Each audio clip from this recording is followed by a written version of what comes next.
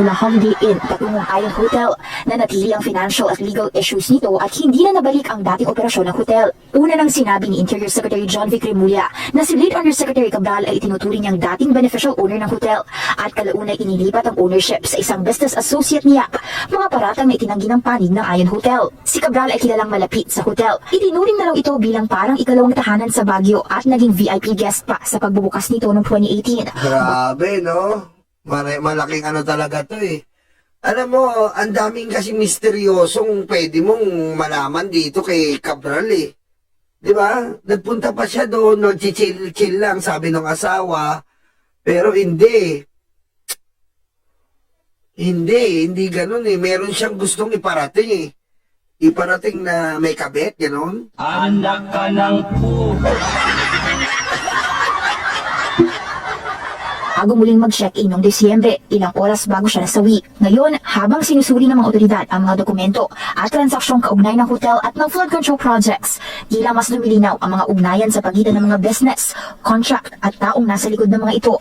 Mga ugnayang nasa sentro ng mas malawak na investigasyon sa flood control scandal. Para sa agenda, Hannah. Grabe, no? Ayan nga po yung lumalabas. Kabitan. Kabitan ang issue ni Cabral.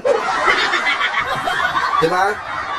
Pinaburan niya tong kabit di umano na si Sanchez ang lumalabas po ngayon. At siguro, huling, hindi natin alam kung may mga huling pamamaalam, hindi natin maalam yan. Diba? Huling pamamaalam, yung gaya lang sabi ng kamikase, huling sayaw. Huling sayaw, may dulo pala ang langit. Malalaman natin yan. Diba? Kaya, napaka-misteryoso po itong pagkamatay ni Cabral. And kailangan po magdusa at magdusa po at managot ang mga may sangkot dito. Okay? Yung mga walang ya dyan. Mami Irene, thank you po. Daddy Armin, Mami Irene, thank you. Okay, dumako na po tayo dito. Ito na naman to. Dito tayo sa maingay. Dito po tayo sa maingay. Kawawa naman po si Chavit Singson. Nagpa-press con po kanila. Parang wala na pong tumatanggap. Kawawa naman po si Chavit, no? Nagpa-press con siya kanina, parang wala na pong tumatanggap eh. Parang hindi naging patok. Aray ko. Hindi po naging patok si Chavit Singson. Ito po yung kanina. Malalim daw ang ugnayan ni na PBBM at ng kanya umanong paboritong kontraktor sa Ilocos Norte. Mula nang maupo ang Pangulo, lumobo raw ang mga kontratang nasusungkit ng kumpanya mula sa gobyerno. Ang detalye sa exclusive agenda report ni Joash Malimban. Tila mayroon daw favorite contractor si Pangulong Bongbong Marcos sa Ilocos Norte. Yan ang inilahad ni former Ilocos Sur Governor Chavit Singson sa isang press conference ngayong araw. Ang contractor daw na ito, walang iba kundi ang Megapolitan Builders and Construction Supply. Bawal yan, pero paborito na ng kontraktor. Karamihan, bilyon ang binigay sa kanya. Noong konsal pa lang itong si Alcid, kontraktor na, paborito na ni Bongbong Marcos ang kontraktor ito. Nasaan yung katibayan mo, pirma? Nakakaawa Singson, no? Nakakaawa naman si Singson, no? Wala man lang pumansin kanina, oh. Hindi man na nag-trending. Aray ko.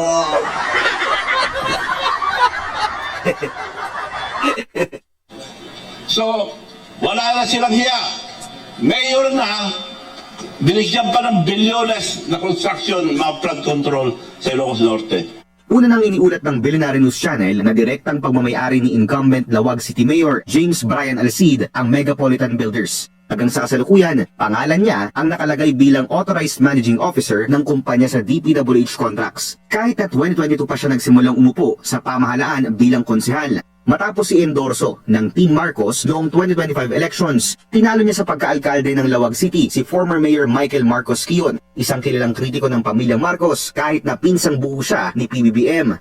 Sinuri ng Billionaire News Channel ang mga kontratang napanalunan ng Megapolitan Builders. mula 2016 hanggang 2025, aabot sa 334 contracts worth 8.8 billion pesos ang nakubra ng kumpanya. Pero kung hihimayin ito, tila mas malaki pa ng 5 beses ang nakubrang kontrata ng Megapolitan Builders mula 2022 hanggang 2025 kaysa 2016 hanggang 2021. From 2016 to 2021, 152 contracts worth 1.9 billion pesos ang nakuha ng Megapolitan. Marami pa sa mga kontrata nito mula 2016 hanggang 2018, naka-joint venture sa iba pang mga kumpanya. Taon-taon, hindi aabot sa 500 million pesos worth of contracts ang napananalunan ng kumpanya sa mga taong ito. Pero pagputok ng Pero sa akin dapat po imbestigahan din to. Imbestigahan to, alam ko, naniniwala ko ang Pangulo, inendorso niya lang naman Di ba?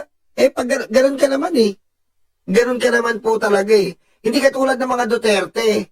Talagang may pumapasok sa account nila. Diba? Pare, biyahe ni Koy, kita tayo bukas, pre. Neolutu. Nag-ready na ako sa pagbabalik ng Vengador, pare. Babalik na ang Vengador. Tayo natin yan. Ang 2022, kasabay ng pagiging konsehal ni Alcid at pag-upo bilang Pangulo ni PBBM, biglang umakyat sa 917 million pesos ang presyo ng mga kontratang nakuha ng Megapolitan Builders. Pagsapit ng 2023, dumoble ito sa 2 billion pesos. 2 billion pesos worth of contracts muli noong 2024 at 1.8 billion pesos naman noong 2025. Dala ko to sa Webes. Tsaka bukas, magkikita tayo, di ba? Sa kabuuan, aabot sa 6.9 billion pesos ang presyo ng mga kontratang nakuha ng kumpanya sa loob lang ng 3 taon. 6 billion, kailangan imbestigahan din to. Mula 2022, malayong malayo sa 1.9 billion pesos worth of contracts na Sige. nakuha nito sa loob ng 5 taon mula 2016 hanggang 2021. Hindi pa kasama dyan ang JC08 Builders Corporation na nakakuha ng 123 contracts worth 679 million pesos mula 2024 na nakapangalan naman sa kapatid ni Alcid. Sinubukan ng Billionaire News Channel na kunin ang panig ni Mayor Alcid pero hindi ito tumugon sa aming mensahe. Wala pa ring tugon dito ang palasyo. Para sa agenda, Ayan na, yung Mayor Alcid po na pinupukol po ngayon ni Chavit Singson ay, imbestigahan po yan. Pero yung sinasabi niya po na si BBM ang nagko-control, as in, hello.